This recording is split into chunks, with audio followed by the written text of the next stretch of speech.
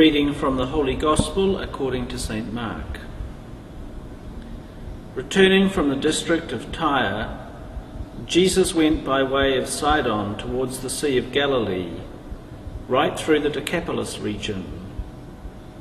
And they brought him a deaf mute who had an impediment in his speech, and they asked him to lay hands on him.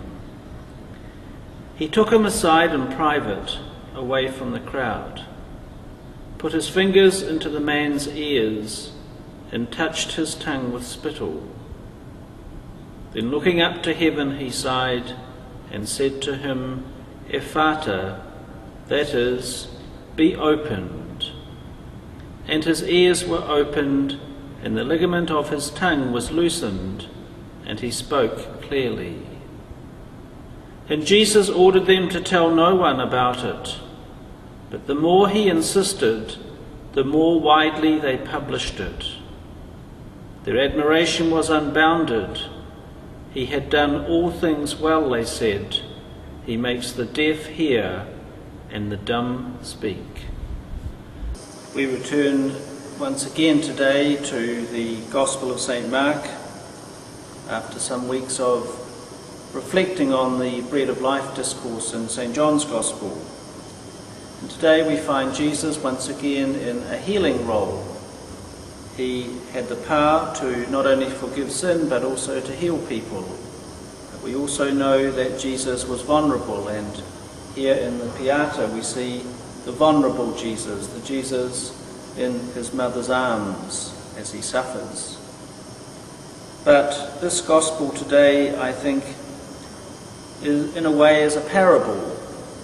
Jesus has been away to the district of Tyre, and he's going back by way of Sidon towards the Sea of Galilee through the Decapolis region. And the people bring him a man that had an impediment in his speech, and they ask him to heal him. And Jesus takes him away in private, away from the crowds. And we notice later on that Jesus tells them, after the miracle, not to tell anyone. And Jesus puts his fingers into the man's ears and touches his tongue, and then in a gesture looks to heaven and says, Ephata, be opened. And the man was healed. I think this is a kind of parable because, as we know, at the time of Jesus, the occupying power of that particular area were the Romans. And the Romans were hated by the Jews, by the majority of them. But of course some of them collaborated with them, collected tax, and we know how hated the tax collectors were. And what happens when an occupying power, not only do they take the power from the people, but often their way of life, their customs and even their language are forced upon those who they lord it over. And I think this is a kind of parable because it's challenging those who were collaborating with the Romans to be open because they had forgotten about the needs of their own people. And so as they collected the taxes and other things which they did on behalf of the occupying force, they had forgotten about the needs of the people who were part of them.